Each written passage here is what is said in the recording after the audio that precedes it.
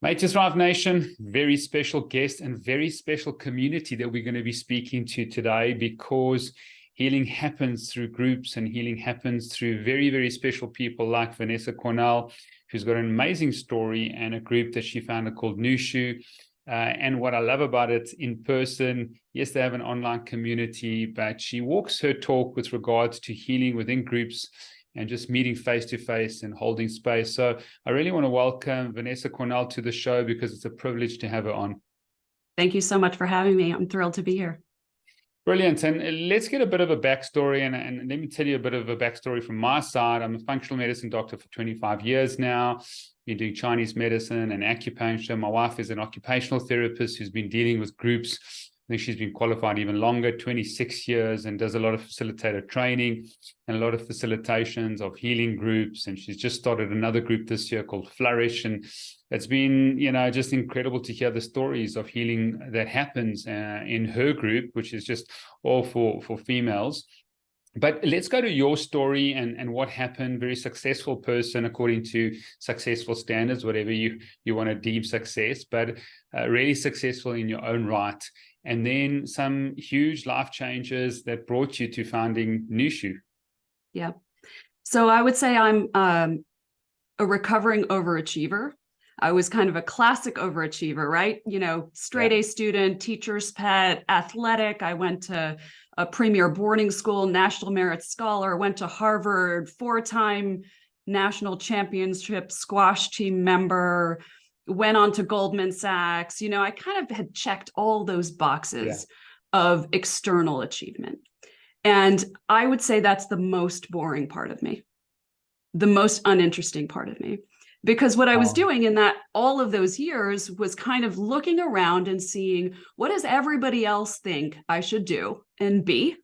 And let me go do that and get all of the praise and accolades and access and opportunity associated with that.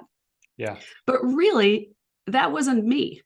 That was me assessing the outside world and shape-shifting myself to become what the outside world wanted me to be. So once I did that, I met an amazing man, got married, and overachieved in my childbearing and had 5 children in 6 years because that was my training. I just kind of did it. And no matter how hard it was, I had learned very quickly that I know how to do hard things.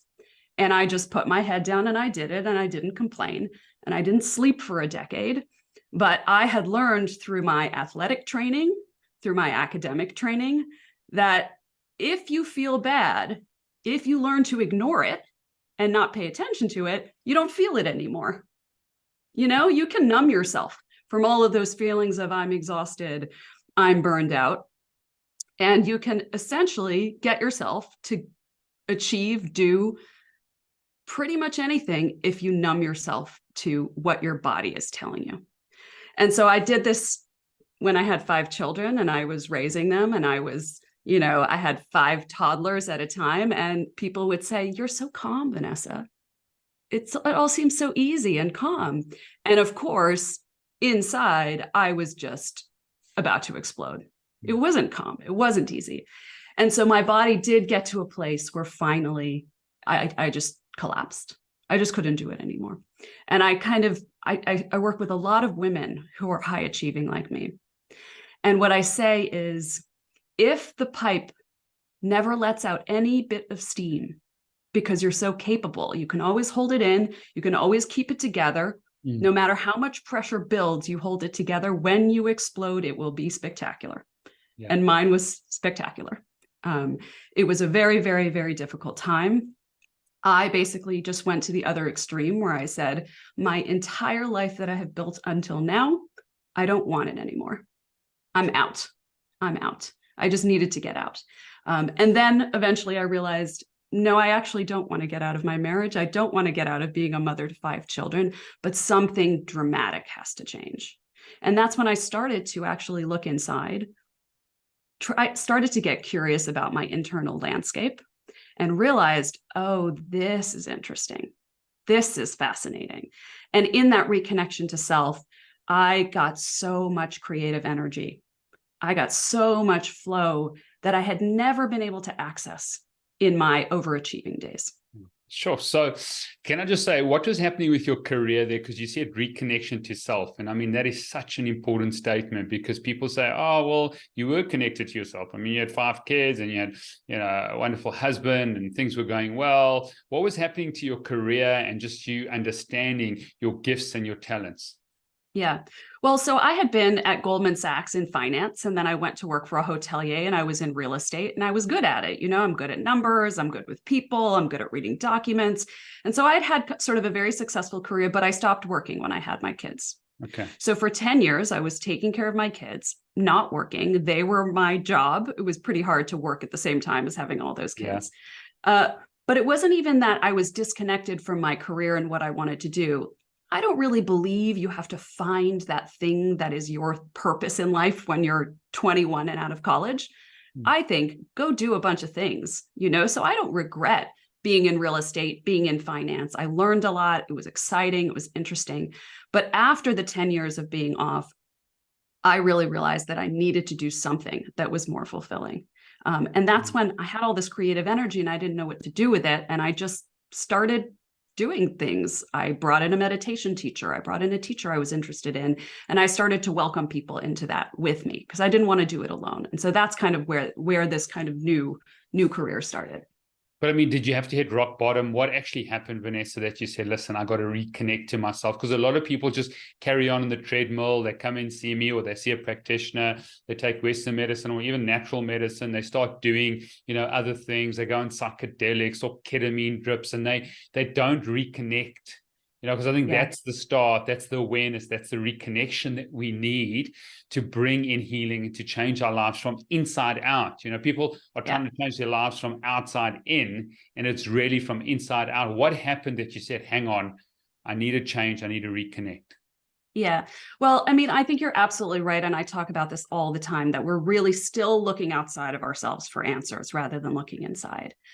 But what happens is we have to retrain ourselves because we've been taught all of our lives that the answers are outside, that the answers are linear, that the answers are logical. And I think what saved me, and I don't know that I was aware of it at the time, was that I had this insatiable curiosity. I think you have to have an insatiable curiosity about yourself and about your inner workings. I get bored really, really easily. I work on a project and I'm like, I figured that out. I'm bored. I'm on to the next thing. I have never become bored of looking at my own inner workings with real honesty. When you're like, if I'm really honest with myself, this is what's going on. Because the inner workings of a human being are so fascinating, complex, and layered. And so I don't know that I knew I was doing it at the time, but I have this insatiable curiosity for why I do the things I do, why I feel the things I feel. And I have a curiosity about other people too. I think we're absolutely fascinating as human beings.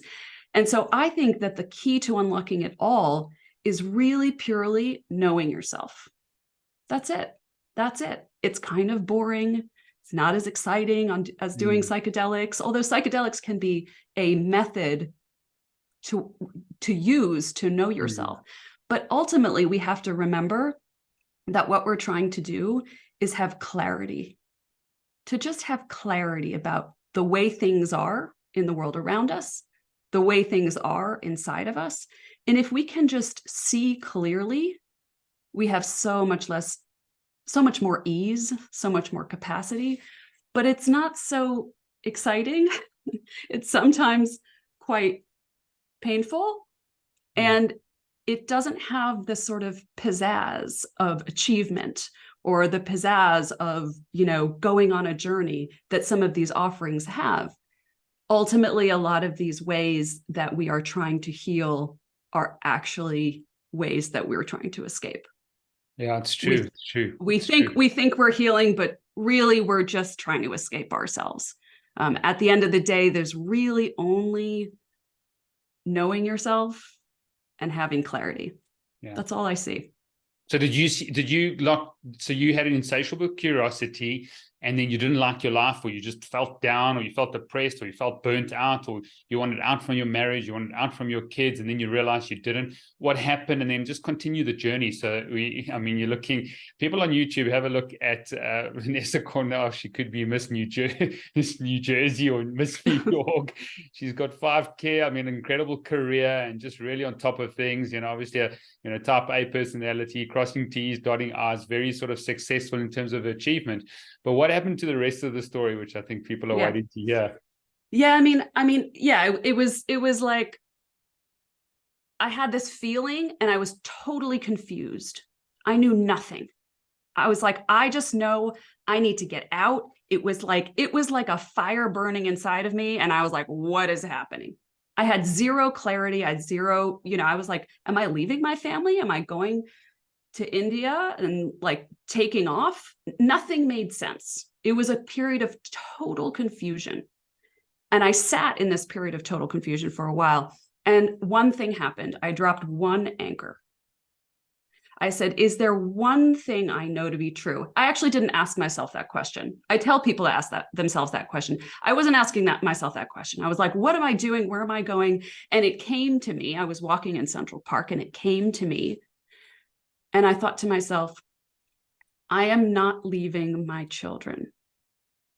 It is not who I am. It wasn't a choice. It was connected to, it is not who I am. And so I had sort of taken all of this confusion and gotten to the core, the center of who I was, and said, I am not leaving my children.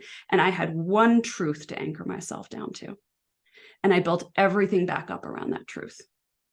And so all of my practices are about now uncovering layers and layers of truth, but that one truth anchored me down to a place where I said, okay, I know one thing fundamentally to be true.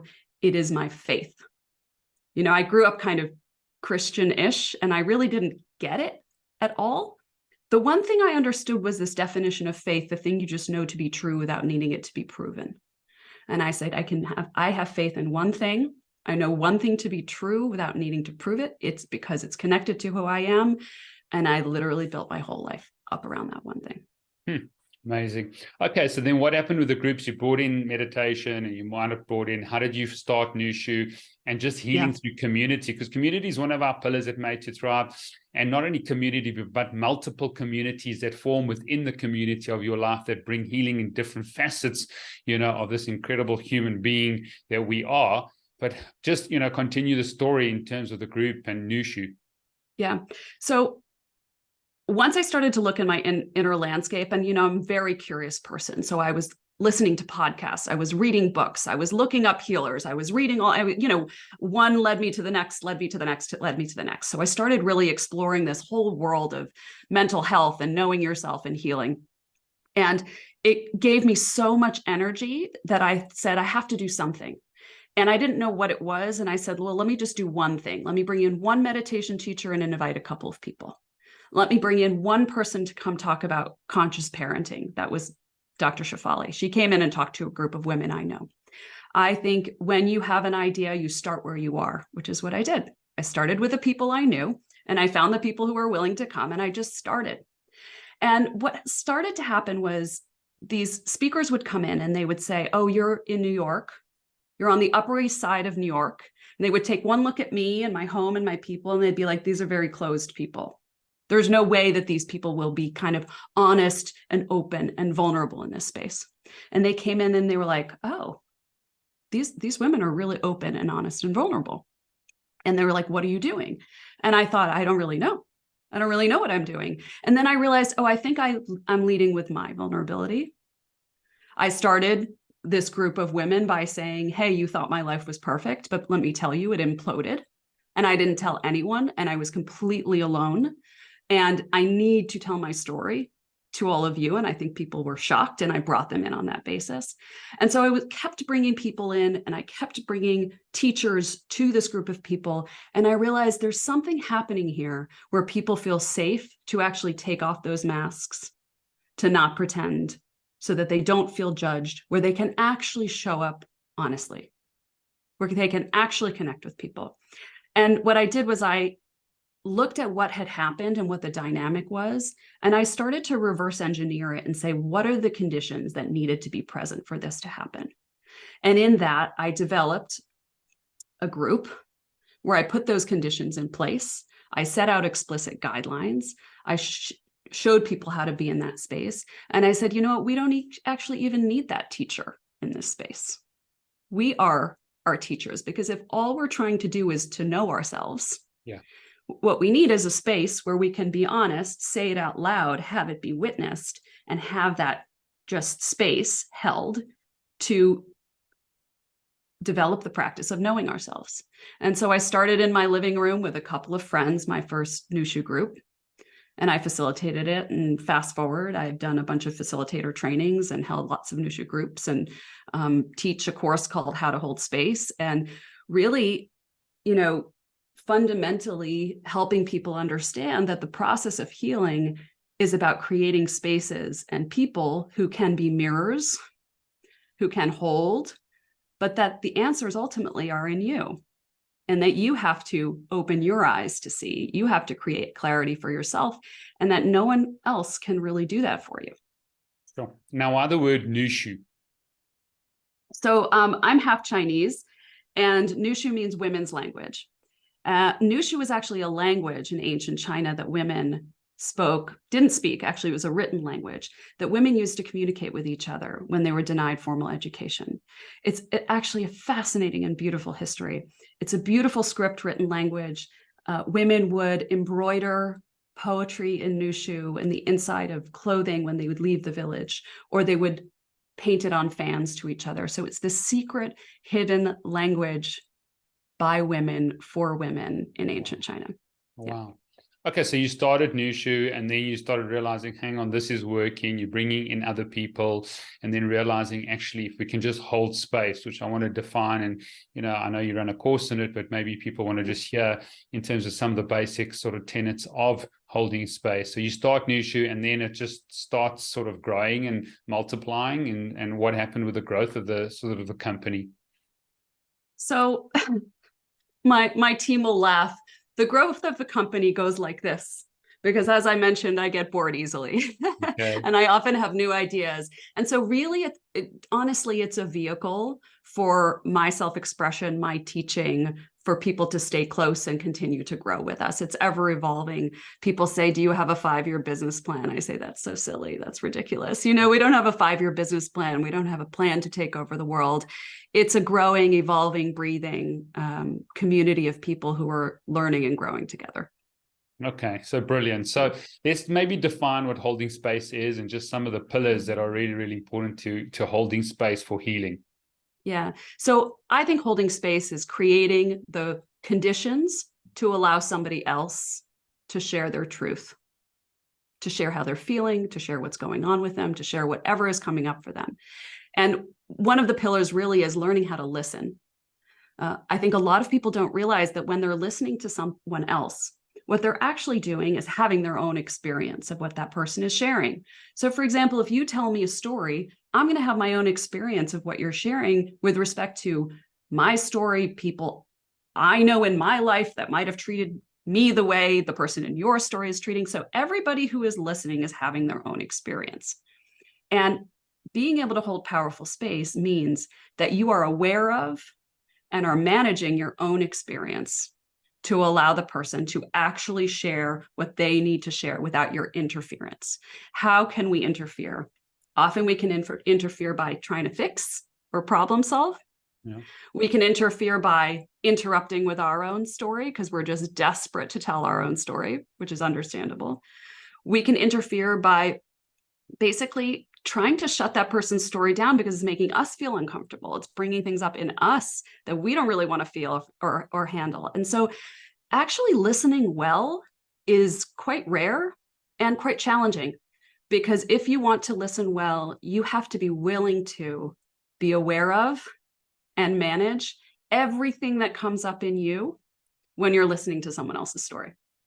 Now, isn't it like, I say this to my wife, she's probably the greatest listener that I've ever come across, but, you get home, long day now, it's almost like 6 o'clock here in South Africa, get home, and now she wants to tell me and share her heart, but the kids are running around, she's cooking dinner. Is there not a specific like sort of space and place to really listen? Well, because for me, listening takes a lot of energy. You got to be present, and that takes a lot of emotional and mental energy. So maybe just define listening, because I think listening is something that's sorely lacking. You know, people are so busy, they're on devices, there's so much stimulation, there's so much noise. People are not really listening to one another. They're not making eye contact with one another. Their heads are in their phones. And so the people's ability to listen has dramatically reduced, in my opinion. But where and how should listening happen? Because I think it's so crucial to just the souls of people just being heard, being seen, which is crucially important. Yeah.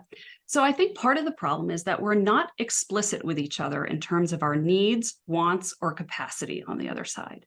And so one of the things we do in NUSHU group is we say, okay, this is the time that is designated for listening.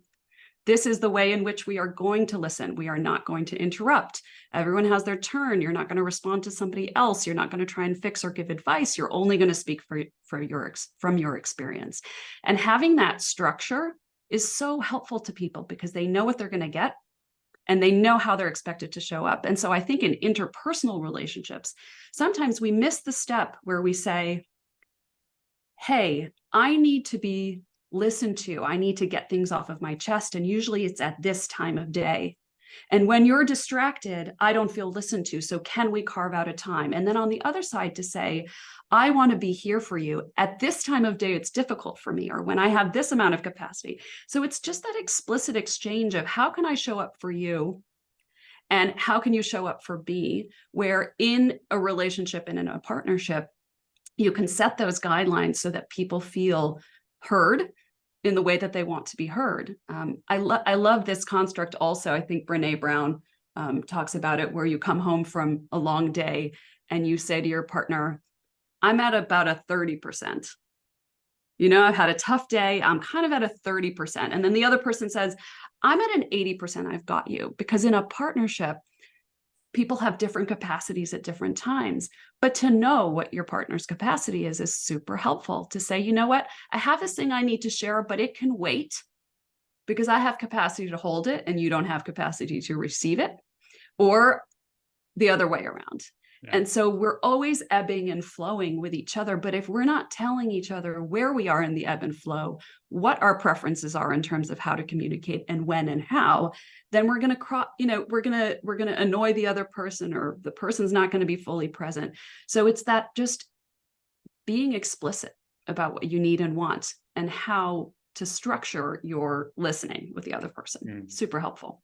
Absolutely love that. Now, when a person is sharing in your group, you know, tell us a little bit more. Is it crucially important for healing that many people are listening? Because I don't know how big your groups are or the number, but is there a group dynamic that happens when an individual is listened to by a few people around them and almost is surrounded by, you know, non-judgment and just people holding space and people present? Is there a dynamic specifically there that is crucial to healing and health and wholeness? Yeah. So I wouldn't say there's a magic number, but there are magic ingredients. And so one of the most important ingredients is this feeling of safety that has to be established with a group of people. And so there are specific things that you can do in a group to establish that feeling of safety. Being explicit about, it makes me feel safe to share when people are making eye contact. It makes me feel unsafe to share when people are distracted or looking around. And so being able to sort of establish a container of safety with people where people are showing up the way other people need them to show up in order to feel safe to listen. There is this extraordinary, I'm sure your wife really understands this fully. There is this extraordinary dynamic in a group where people are really present and open-hearted, where the group sort of has its own dynamic. The group kind of takes care of itself, where if one person is unsteady, there's steadiness in other places. And so depending on the people involved and how many people, there is a tremendously extraordinary sort of shared experience and sort of nervous system linkage that happens in a group, where a group of people who are steady with open hearts can hold an extraordinary amount for another person, so that somebody can be sharing And in the process of sharing something that is very difficult to hold, but the group can hold it for them with steadiness. And what I've seen happen again and again and again, and I've spoken to so many people who do group work, is that wisdom of the group somehow manages to get everyone what they need by the time everybody has shared. And people aren't talking to each other. The way I do it is I'll share a prompt, and everyone responds to the prompt from their experience, and they don't respond to other people or react to other people, just from their experience. But of course, everybody who shares is bringing up and triggering different thoughts and ideas and places and access to things that people might not have considered or thought of before they listen to another person share. So by the time everyone has shared in a group, it is extraordinary how much everyone seems to get exactly what they need. So that's powerful. Now, what do you do with devices, Vanessa? Because there's something, these Gen Zs and millennials and phones, and they look in their phone while they're talking to you. And it just literally, I don't know, I've got to use all my emotional reserve to try and deal with this. Even when we've set ground rules, they seem to be broken by these new generations and their devices. I'm not sure if you know much about the iPhone effect, or you can just speak about that, what it does to your listening ability once someone's got their iPhone on the table or within a group. How do you deal with devices and all the stimulation that's coming from them? I wish I had the solution for this. If I had the solution for this, I would be screaming it from the rooftops. I don't. It is an endless frustration. My kids are aged 11, 12, 14, 16, and 17. It is so frustrating, and it feels so intractable. Yes, we have ground rules. When you sit at the dinner table, we have family dinner every night. Your phone must be somewhere where you cannot reach it. Because if it's in the lap or in it's unconscious. They pick up the phone at the dinner table. So I can have a rule that there's no phone at the dinner table. But now my rule is your phone must be somewhere where you cannot reach it if you're tempted to pick it up. It's I don't have the answer to this. I think it's a huge problem. I think it's a problem for me. I recognize it in myself. Yeah. I acknowledge that my sort of addiction to it, given the number of things that I'm juggling, the number of things I am juggling are possible because I can manage everything at all times because my phone is always on me. I haven't figured out the solution for that. But one thing I have noticed is that they are wired differently, this generation. Yeah. They're completely wired differently. What about people in your group, though, Vanessa? What do you say about phones then when you set ground rules? Are they allowed to be on their phone? Do they put it on the side? I mean, of course, we're talking about millennials and Gen Zs, and I wanted to get your perspective on that. But what about the group? Oh yeah, no. There's no phone. There's no phones or technology inside the group. If I do even if I do a retreat, I will encourage people to leave their phones in their rooms. So if we are on retreat, my phone is in my room. And my kids know if I'm on retreat for 5 days, I will check my phone in the morning and I will check my phone in the evening, but I am unavailable from 8 a.m. to 8 p.m. It's such a relief. It's such a relief. And so I think in this, in group or in-person group, there are no phones. There are no phones. Good. All right. And what about the fact of sort of having all females within the group? Is there dynamic? I mean, NUSHU was this like specialized writing language between females. Obviously, they found sort of safety. And I think it's Brené's work that says create safe spaces and then you create brave spaces. And then people are able to be brave, which I think is fundamentally important. But what about the fact of getting females in a group? And I'm not sure how big your groups are. I know there's no magic number, but my wife always talks about 12 to 15 people generally. Yeah. I mean, I usually do 8 to 10, depending on the amount of time. But yeah, that sounds about right. So I work with women because I can relate to women and I understand them. I actually think that group work for men, or safe spaces for men to show up honestly with their feelings and how they actually feel, are even rarer than the spaces for women, and therefore even more necessary than the spaces for women. But I just don't know that it's my work to create those because I can't relate to them, right? So for me to create a safe space, I probably could create a safe space for men to share, but they're more likely to feel safe with another man facilitating the space who kind of understands their experience in a way that I could never understand their experience. So I really just work with women because I can lead with my expression of my experience that can be relatable to them.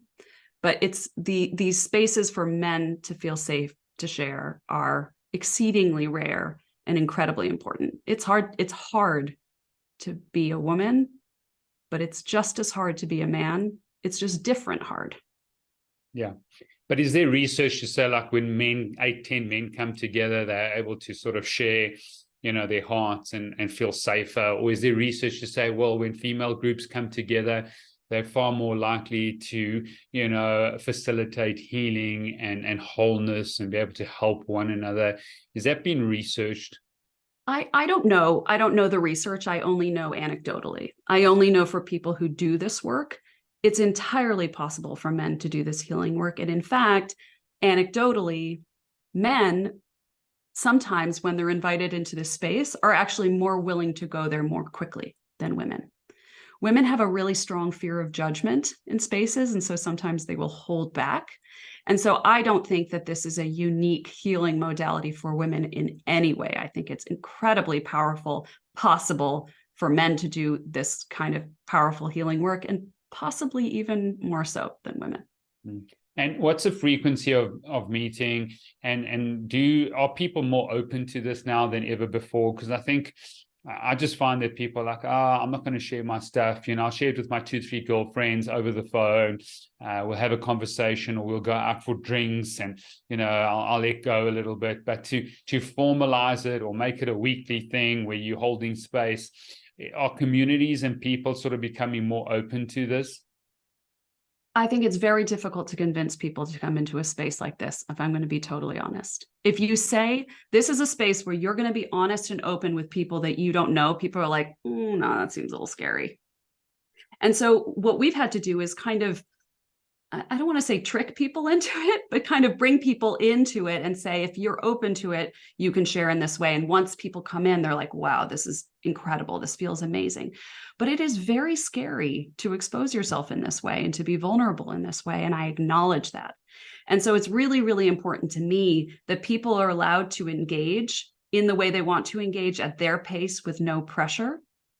And so we will often do things and just keep them very light and very easy.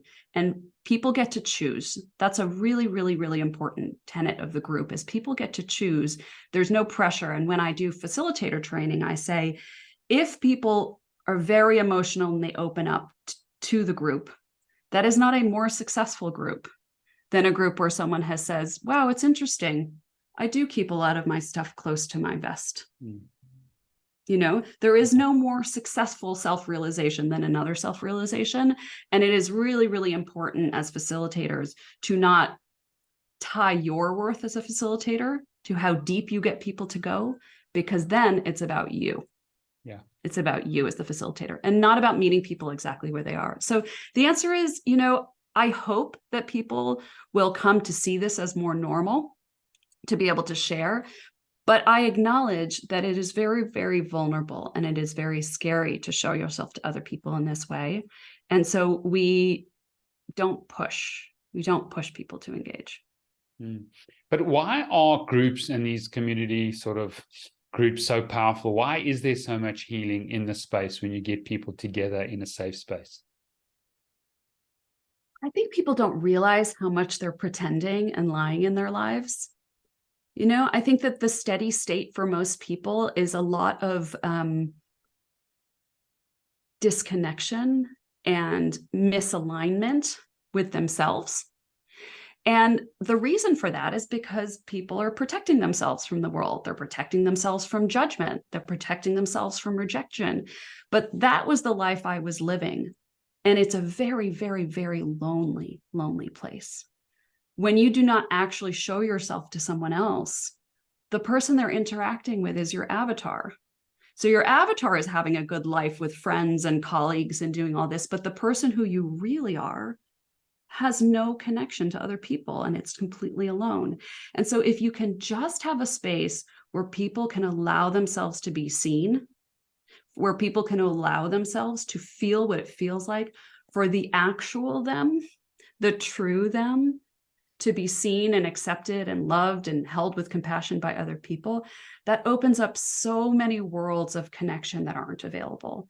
And so I think people think, oh, I'm not lonely, I'm surrounded by lots of people. But if they're not showing who they really are to those people, they can actually feel very, very lonely, even when surrounded by lots of people. And so that true human connection where you show yourself to someone else that is possible in these groups, to me, can be really revolutionary in someone's life. Oh, powerful. It makes me think of the 5 love languages.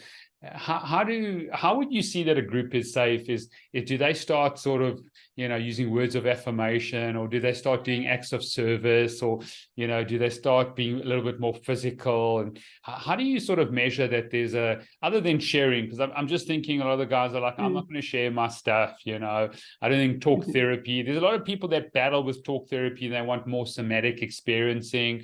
But obviously, to express yourself and express yourself emotionally, I think you need to use words. But tell us a little bit more about how you see a group is, very connected, very safe, and a brave space. So, the way that I teach facilitator training is that people need to understand what their community needs. And I can't necessarily facilitate as powerfully for somebody's community as they can, because they understand what the community needs. And so a lot of times when I'll start from a place of learning and teaching in the intellectual mind. We're all very comfortable in our intellectual minds. Come and learn about mental health. Yeah, I'm interested. I'll read an article, I'll listen to a podcast, I'll learn about mental health. That doesn't feel vulnerable or scary. And so what I'll often do is I'll teach about how to hold space. Right? It's a course. You're going to learn skills and tools. People are really into skills and tools. But then, of course, I ask people to share, and the real learning happens in the sharing. And so I will often invite people in on a more intellectual level to learn something new, to learn a new skill, to learn about something new. But all of those learnings, to me, because at the end of the day, we're just trying to learn to know ourselves, are ways to help ourselves learn more about ourselves. And the only way to do that is to reflect on, and the most powerful way to do that is then to share out loud what we've recognized about, we've noticed about ourselves. So I kind of sneak it in. Hey, that's cool. Now, how's your husband taken this on? Has he developed a small group? He's seen the transformation in you. Maybe he's seen the transformation in your kids. I've been running this podcast for 4 years, and one of my kids or my wife will say, geez, you've now changed your language or your thinking. I said, yeah, I've listened to this podcast. I've interviewed this person. I've read their book. Britt Frank, that introduced me to you, and her book, The Science of Stuck, was incredible. And we'll link to the show notes there and the episode, because I thought it was fun, like amazing. And I'm so glad that she introduced me to you. But, how do we take those, very, very things we've learned and apply them to your husband? What has he learned, and is he in a group? So my husband is most definitely not in a group.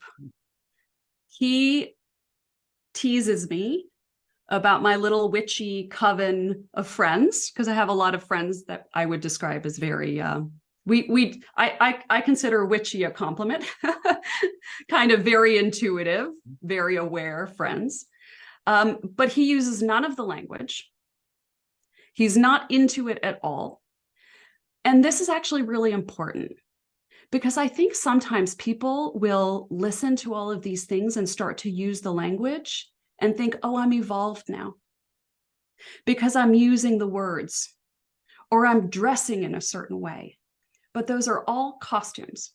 And so I'm really aware of, and I teach this and I live this, I'm really aware of plain language for people to talk to other people.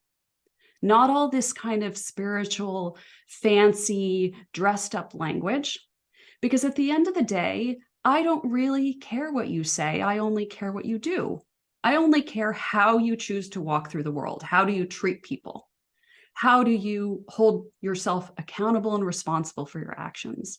How do you repair when you need to? How are you honest and open with people? And so my husband uses none of the language, but he is the man with the most integrity, the most kind of deep integrity and love in his heart of any person I know. And he knows none of it, listens to none of the podcasts, reads none of the books, uses none of the language, but it doesn't matter because it's about how he walks through the world and how he acts in the world. And so that's a real lesson to me, that sometimes we can get caught up in our own self-satisfaction of how much we've learned and how evolved we are. And that can, in some cases, be kind of a cover-up or an excuse for actually not walking through the world with love and integrity.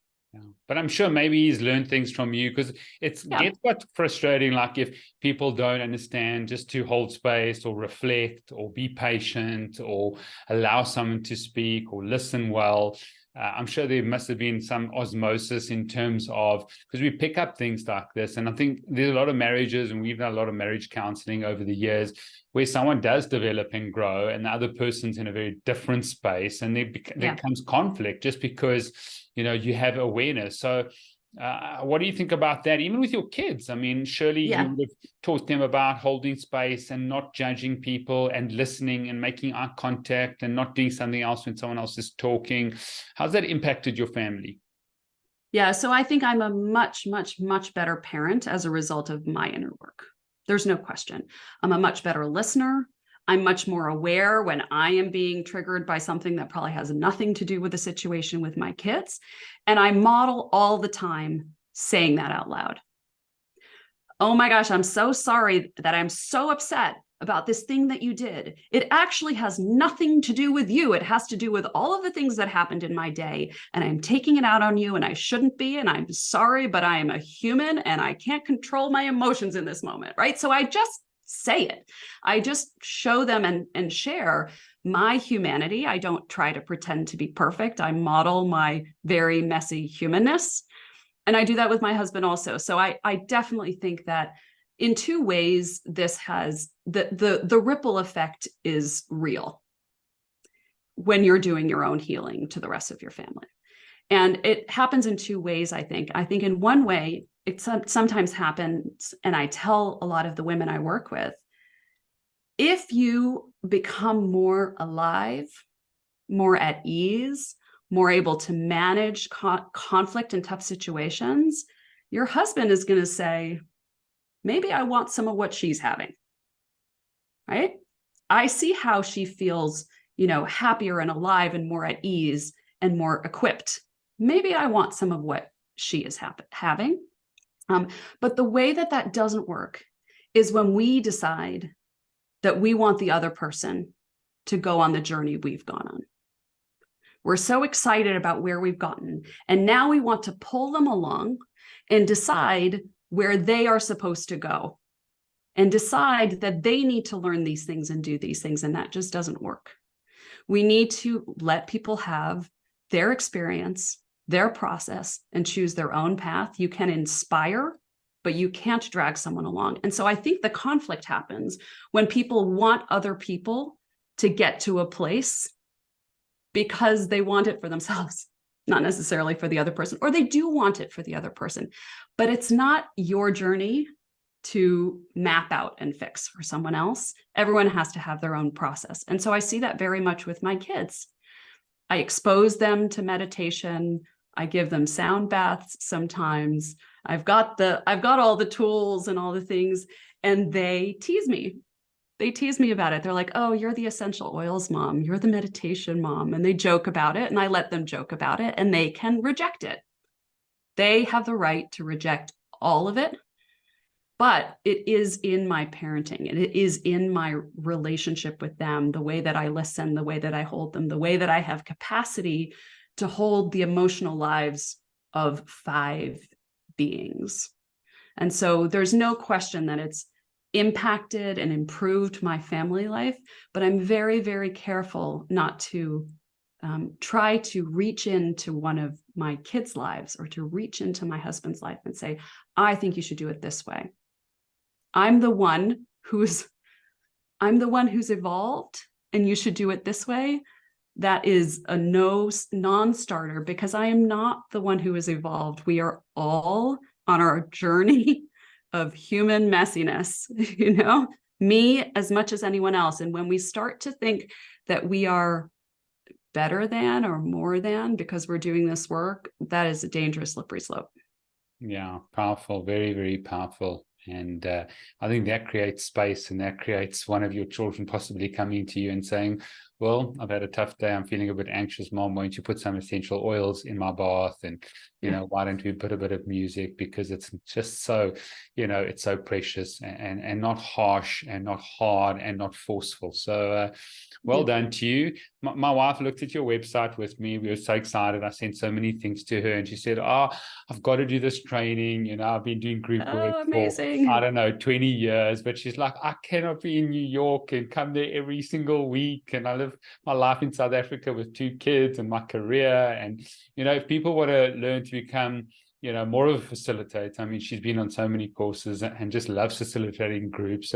How can they learn more about it? And I know that I just love the way you walk the talk of it must be in person, because you basically are now being the example in these groups. I mean, this thing could grow online and exponentially, but I think it's really important what you're doing. But how can people get more skills as a facilitator and start small groups? Because I really believe that the growth is, well, Vanessa can't run a small group here in Johannesburg, South Africa, or run a small group as a facilitator in Cyprus, where my parents are or my brother-in-law is. But where do people go? I mean, you've done this yourself. You've got an insatiable curiosity. You're a starter. We've done a lot of personality profiles. And some people are not starters. They need more skills. They need someone to help them. And there's no judgment there. But where can people go with regards to starting small groups?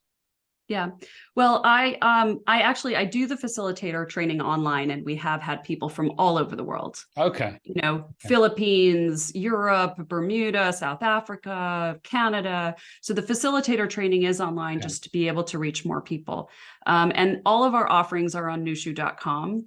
I'm actually just working right now on some video content so that it can be more accessible to people year round for my How to Hold Space course, because I do think that this sort of training and these skills are really important. And so I am in the process of working on trying to make all of that content much more accessible, but it's all on NUSHU.com, and that's where all of our offerings live. Yeah. So what needed to be in person? Is the group that needed to be in person? You don't run an online group in person, or I don't know, because I do all of it. I do all of it. I do it in person and online. I think there's benefits to both. I do in-person retreats. I really love being on retreat because it's that concentrated time. I do groups online. Facilitators that I have trained do in-person groups and groups online. So I think in this world we have to offer all of it, because there's benefits to each. I started everything in person, and then COVID happened and we had to adapt. So we went online, and now we're coming back to doing a lot more in person. Well, maybe you can just quickly then share the benefits of doing it online and the benefits of doing it in person, because that would be quite sort of interesting to hear from you. Yeah. I mean, I don't think that you can really, I really did not believe that this could be done as effectively online. And we started it and we tried it, and we added some structural elements to doing it online in terms of just guidelines of how people should engage. And it actually really works online. It's extraordinary. I have held groups of 10 people who have never met each other for 90 minutes online, and it absolutely works. It's difficult to replace being in a room with somebody and being able to feel and sense other people and their warmth and their love and their compassion. And so I would say it's a potency thing, where being in person is very, very potent. And it really forces you to be very present. So when you're in a room with somebody, if you're fidgeting or checking your phone or checked out, it's very obvious to everyone. And so you have that accountability. And so online, I think we just have had to add sort of that accountability to say, it's really important that you're in a quiet room where there aren't other people, and you're fully present, and you're not on your phone, and you're not distracted if you're going to be in this space. But people who are ready to come to the space that way, I find it's almost as effective to do it online. And the benefit, of course, is that more people can access it. It's more available to people around the world, maybe in a small town where they would never be able to access a group like this, or even a yoga class where they can gather together with people. And so that people who felt very isolated in COVID had this one touch point, at least during that time, with a community of people who could hold them. Brilliant. Maybe just tell us a little bit about Britt Frank. You seem like good friends, and what she's brought to your group and how she's encountered your work and that, because I think she's a very special person, and I've got to know her. She is so incredibly special. She's brilliant and experienced, but to me, she's an incredible example of someone who just keeps it very real and human. She's trying to help people understand how to manage and work through the difficult experiences of their lives, and she keeps it very plain language. And I think that book, The Science of Stuck, is brilliant in its accessibility. It makes people feel like, okay, yeah, I get it. This is happening to me, and it happens to other people. And she really does an amazing job of tackling issues that can have so much shame attached to them and de-shaming them. So she's my go-to shame spiral friend. So when I do something and I think I've made a mistake or I didn't do a good job, and the doubt devils start to go in my head and I start to have that self-criticism, she's the one I go to and I just blurt it all out. And she doesn't say, oh no, Vanessa, don't be silly. She says, yeah, I have those thoughts too. Giving space and love to those thoughts. I love you in your deepest moments of shame and doubt. And so that's kind of who we are to each other.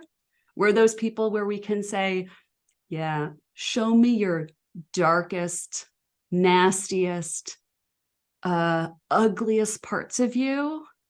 And I'm going to shower those parts with love the same way I'm going to shower the shiny, pretty other parts of you. Like, I'm here for all of it. And actually, I honor that you trust me with that part of you. So Britt and I have this beautiful relationship where we get to be our full range of ourselves with each other. And she knows I can hold her, and I know she can hold me. So it is a very special friendship. Brilliant. Okay, so next is people, we've been downloaded in 159 countries. People are going to listen to this. Then they want to become facilitators. They go to NUSHU.com. Is that what they do? Yeah. Okay. We have a wait list specifically for the training and for courses that you can sign up for. You can sign up for a general newsletter, but if you're specifically interested in facilitator training, that's the wait list to sign up for, and you'll be the first to know. Brilliant. And then they become a NUSHU trained, and do they have to use the brand, or do you help them set up sort of a group, or how does it work? Or they just set up their own brand or whatever?